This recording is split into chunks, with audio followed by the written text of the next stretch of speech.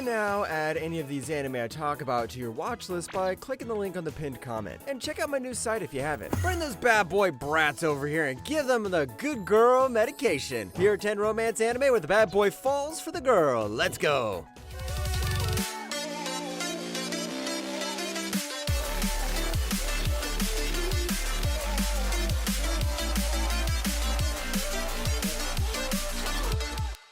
Number 10, Kuroshii. 一緒に写ってるのはご両親かな。関係ないことでしょう、あなたと。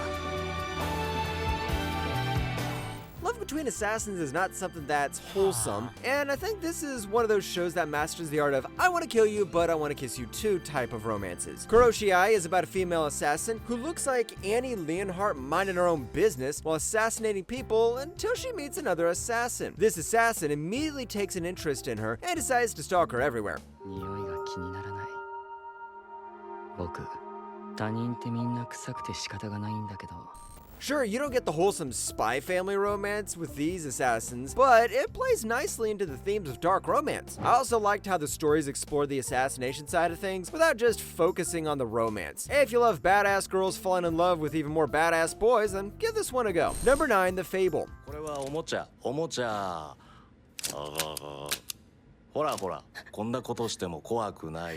We're not finished with assassins because this time we got the story of the world's deadliest assassin. No, not John Wick. It's Akira Sato. The guy is so good at killing, his boss decides to give him a vacation so he can lay low. But it turns out that isn't easy when you're a guy who killed a bunch of people. And that's also not easy when you fall in love with a girl. 友達を作るのもよし、恋をするのもよし、普通に生きる人間を学んでこい。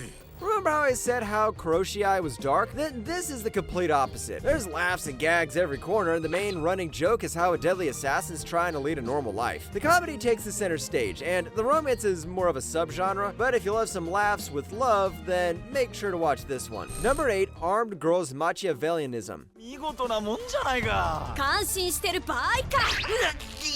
よく聞け。1種目目から全力でいくぞ。 We don't have assassins, but we have a girl who wears a mask and carries a sword. Does that count as an assassin? This is about an academy where the girls thought the boys would misbehave and then weaponize themselves. Isn't that a bit extreme? Not Fudo Nomura, a guy who has a history in fighting and with some bad blood with the leader of the girls. He doesn't hesitate to bring down the matriarch while finding ways not to get canceled.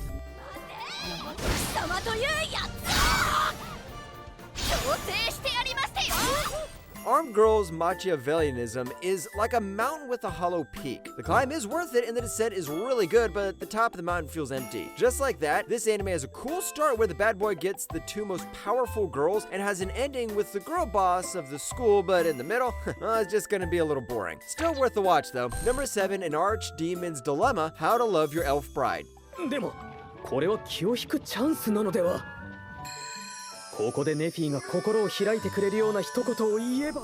Have you seen Socially Anxious Demon Lords? Our boy Zagan was looking for some items that were going to make him one of the strongest in humanity's arsenal, but what he brought instead was a rare white-haired elf, and let me tell you, this man did not regret his decision whatsoever. Turns out the elf is too meek and the Demon Lord is shy, so we get a bad boy, good girl romance with social anxiety. 女の子が生活していくためには何がいるのだろう。ネフィよ、必要なものを選ぶが。 There's a fantasy romance anime that focuses on world building, and then there's fantasy romance anime that focuses on love. This belongs to the second category. Throughout the entire 13 episodes, you get a sweet, sweet, wholesome romance between an overpowered demon lord and an elf who turns out to be overpowered too. And no, her name is not Frieren. Number 6, Devil's Line.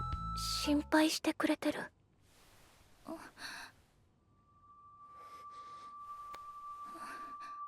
ダメだ、俺は。 Alright, take Tokyo Ghoul, swap out those creepy ghouls for fierce vampires, add a little more romance, and boom, you've got Devil's Line. This story follows the 22-year-old college student Tsukasa Taira, who stumbles upon the truth about vampires when she finds out her friend is one. As she digs deeper, she meets Yuki Anazai, and before she knows it, she's drawn to him. なんで謝れ。だって私のせい。うるさいな。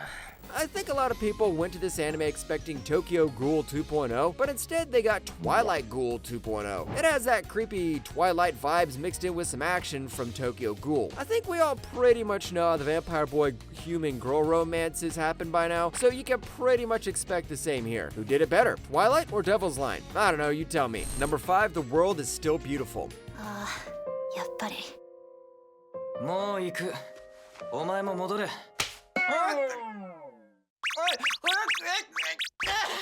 The world is still beautiful as long as you have rain. This is about a guy, or boy, called Livius. This guy is the ruler of the Sun Kingdom. Do you know the problem with the Sun Kingdom? It never rains. Then we have Princess Nike from the, you guessed it, Rain Kingdom. So Livius marries Nike and the Rain Kingdom gets the sun and the Sun Kingdom gets the rain. But it isn't that easy because King Livius is a brat.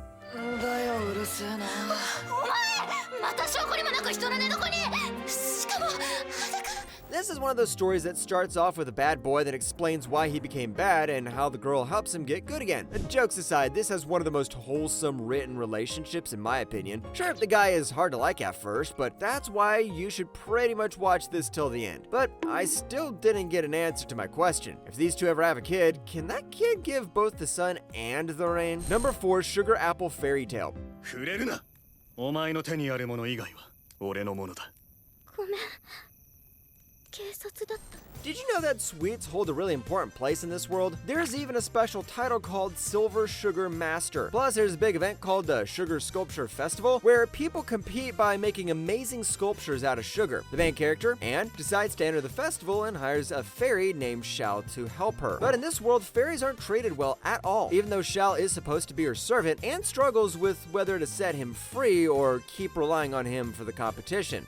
俺はお前に代われと刺激されるものだ。友達にはなり得ない。私がバカなのね。